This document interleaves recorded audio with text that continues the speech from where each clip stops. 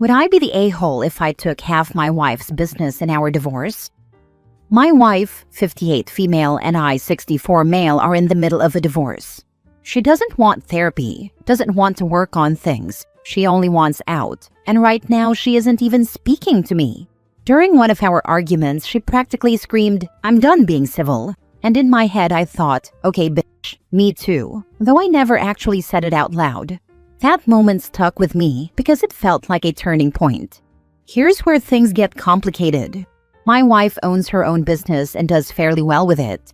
She makes a little more than I do, but not by a huge margin.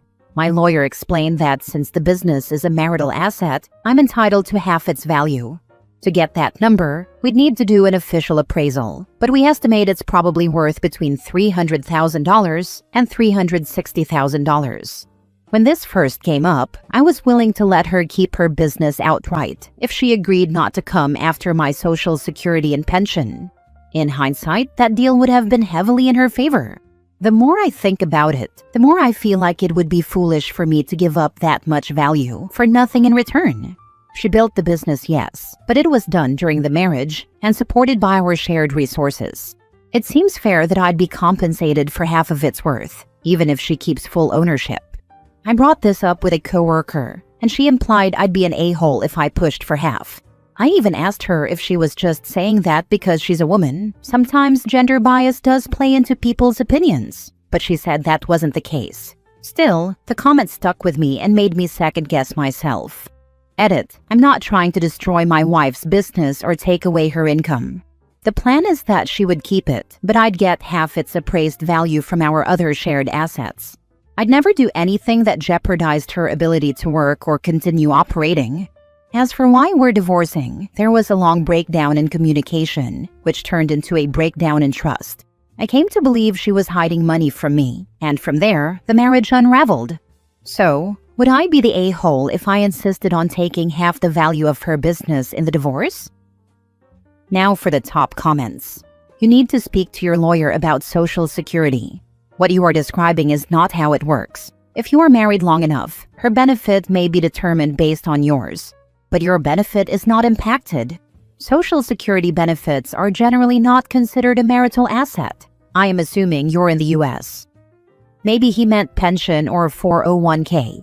It sounds like he hasn't talked to an actual lawyer the way he's discussing the divorce. There's a lot of misunderstanding on Social Security benefits. My mom swore she got half of my dad's after the divorce too, thought she was taking it from him, and gloating because she thought she was sticking it to him.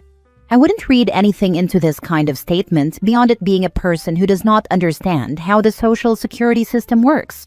You can file it in the same category with people who don't understand how tax brackets work, and that the higher percentage doesn't apply to all of your income. My sister got half of her ex-husband's business after an appraisal to determine its worth. You are correct. You are married and are entitled to half. As far as Social Security goes, she does not get half of it. Her benefits may be adjusted based on yours, but it doesn't affect what you get. Yes, you're the a-hole. You don't get to punish someone just because they don't want to be with you anymore. Do you think threatening her is going to make her fall in love with you again? That ship has sailed, my friend. I am curious, though. Why is it punishment if I'm legally entitled to it? This is a genuine question. The way your post was written made it come off as you were being vindictive.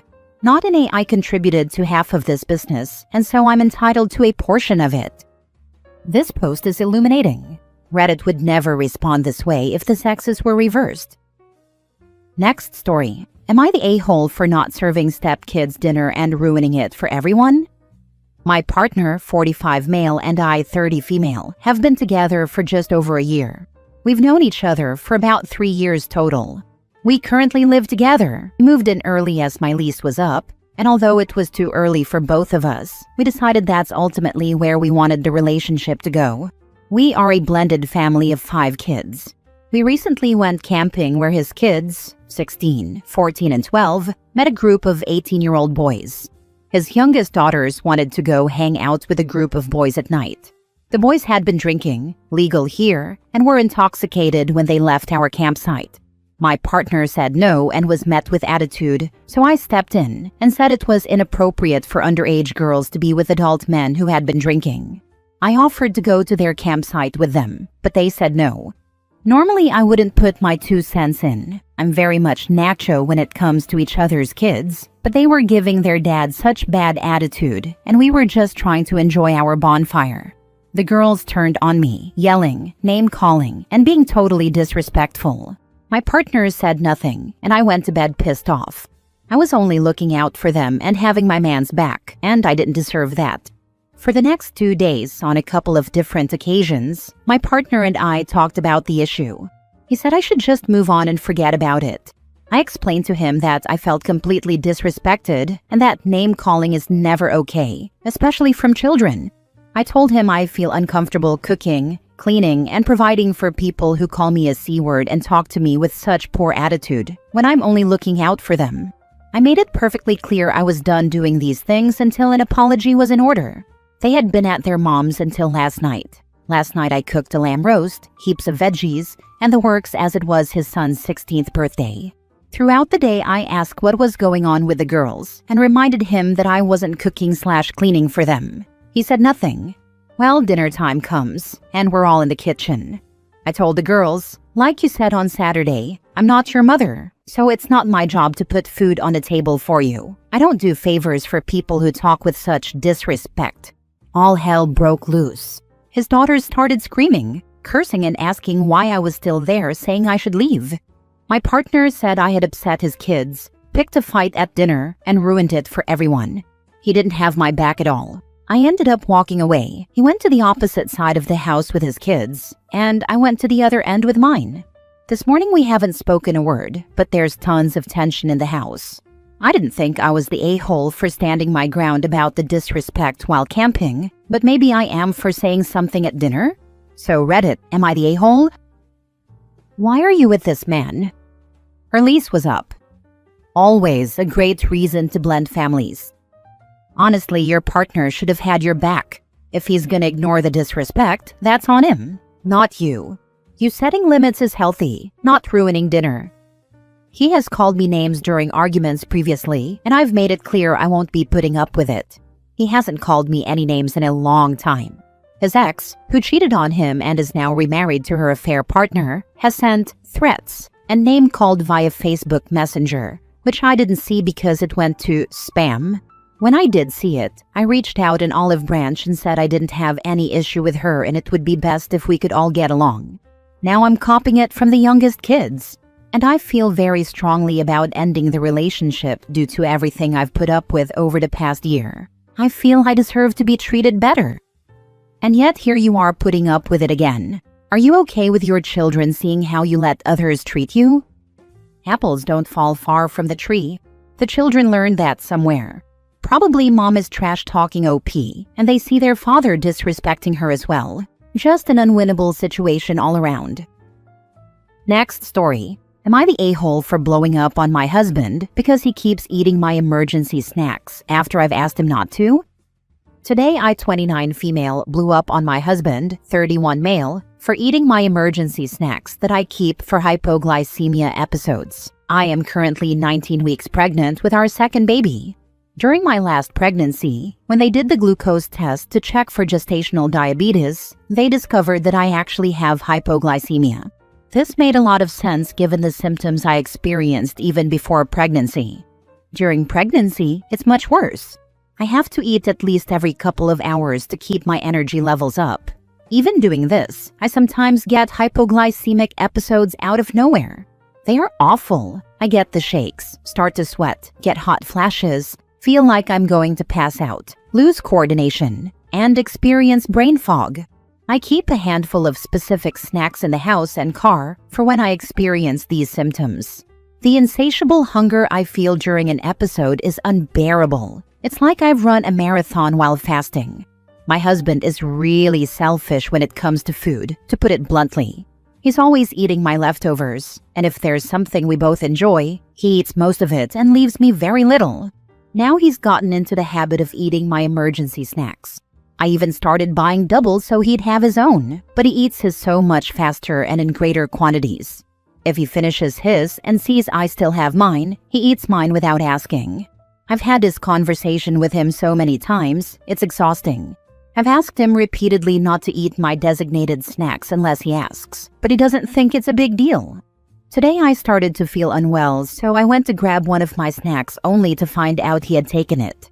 I called him at work to check, and he admitted he had because he was running late and needed something quick. I blew up on him. I'm tired from pregnancy, hormonal, and chasing around a toddler all day. Yes, we have other food in the house, but these snacks are specifically chosen because they're easy to grab and balance my nutrition quickly. It seems silly to be upset over food, but I'm exhausted from repeating myself. He always says he'll replace what he eats, but that doesn't help me in the moment when I need it. I yelled at him, told him not to talk to me when he gets home, and said he could figure out dinner for himself. So I guess my question is, am I the a-hole for being so upset over snacks? Hypoglycemia can harm your baby, and his desire for a snack does not take precedence over your need for one. In fact, it's incredibly selfish of him. I would show him articles on the effects of hypoglycemia on a growing fetus, not the a-hole. I'd make an appointment with your OB, so he or she can explicitly explain to your husband what is happening with your body during an episode, the impact on the life growing inside of you, and the real potential of you hurting yourself, your toddler, and the baby if you fall, faint, get a dizzy spell, or blurred vision, etc. I'm not sure of the current info, but when I was pregnant, it could potentially lead to health complications for the baby, and it was very important to manage it to minimize the risk. If your husband really can't control his eating, he needs to see both his doctor and a therapist. Not the a-hole, not the a-hole, not the a-hole. Is he this inconsiderate and uncaring all the time? How did you get to marriage and 2 kids deep with such a useless person? Not the a-hole. I'm sorry you're bound to such an idiot OP. This is the only thing he's selfish about. He takes great care of me and our daughter. He helps with her 100% of the time when he's home and always helps with the house without complaint. He'll go get me whatever pregnancy craving I'm having, even if it's midnight. He took care of me in amazing ways postpartum, but when it comes to food, it's like he has blinders on. He's highly athletic, and it's like trying to feed a household of teenage boys to keep up with him. When he eats my food, he will come home with the replacement, but if he took the last of it before work, then I'm left without it when I need it. There are other things I can eat to bring my sugar up, but they don't work as effectively or quickly. Other people have mentioned sugar tablets or juice, which yes, I use in an emergency, but those are fast-acting sugars that can cause another rebound crash. The snacks I keep for my episodes are well-rounded nutritionally to bring up my sugar while stabilizing it. Last story. Am I the a-hole for telling my wife she either gets a job or we're not adopting my late brother-in-law's baby daughter? So, my little brother-in-law, my wife's younger brother, passed away a while ago in a motorcycle accident. It was sudden, tragic, and I'm still heartbroken over it. I really did love that kid like a son. My wife and I are in our mid to late 40s, and I've been with her since just a few months before he was born. In a way, I watched him grow up. He had just turned 19 earlier this year, barely getting started in life. He was also a single dad to a beautiful 1-year-old girl. He had her with his girlfriend at the time, but she decided she didn't want to be tied down with a baby at 18. She signed away her parental rights and walked away. My brother-in-law, though, stepped up for his daughter. He really impressed me with how responsible and dedicated he was to raising her. For such a young guy, he showed a lot of maturity. Now that he's gone, my wife wants to adopt our niece. Honestly, deep down, I do too. The idea of her ending up in the system or with strangers breaks my heart. I'd like nothing more than to give her a loving home and keep her close to family. The problem is, financially, I just don't think we can handle it. My wife has always been a stay-at-home mom, and I've always been the sole breadwinner. We already have 3 kids of our own, and adding a baby to the mix would put an enormous strain on me. We're not doing great financially as it is, and the thought of one more mouth to feed and all the extra costs makes me lose sleep. I told my wife that I'd be willing to adopt her niece, but only if she'd agreed to get at least a part-time job to help ease the financial pressure. That way, we'd be making this decision as a team, but she flat out refused. She insists that she needs to stay home to raise our kids and look after the household, especially since our youngest still needs a lot of attention. When I told her that without her financial contribution, we just can't realistically adopt, she got furious. My father-in-law actually understands where I'm coming from and agrees with me. But my mother-in-law and my sisters-in-law are siding with my wife. They're calling me selfish and greedy, saying that family should come first no matter what.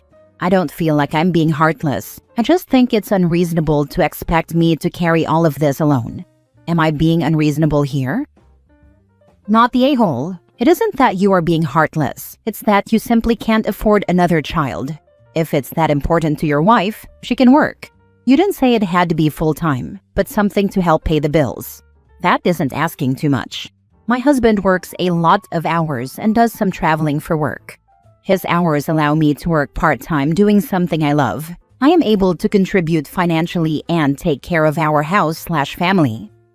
If it's so important to the in-laws, they can help support the child.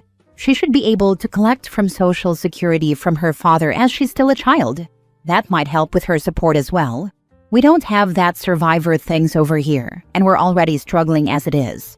Adding another child, much less a baby that needs formula and diapers, will definitely hurt us a lot. Your wife is being logical and using common sense. If your wife has a baby to take care of, in addition to her other children, then she would not be able to work due to needing to take care of the baby. Daycare costs more than many jobs, and you would lose money if she worked part-time and put that baby in daycare. I would still recommend to adopt the baby, but save money in other ways, such as stretching out your car payments, getting less expensive car insurance, and shopping at Aldi's for groceries. I'm already stretched out and we're barely making it. Just last month, I went 2 days without food so my kids could eat. Not the a-hole. My friend, I'm sorry for your loss first and foremost. I think your decision is realistic and responsible. If your mother-in-law and sisters-in-law feel so strongly, ask them to pool resources to help financially and get it in writing. I mean full above-board legal documentation, saying they will supplement your funds and allocate time to helping raise the baby. Opinions and arguments mean nothing if they aren't followed through on. If they can't step up, then they should shut up, not trying to be rude or offensive but firm. I hope it all works out, and that little girl gets exactly what she needs and wants in life.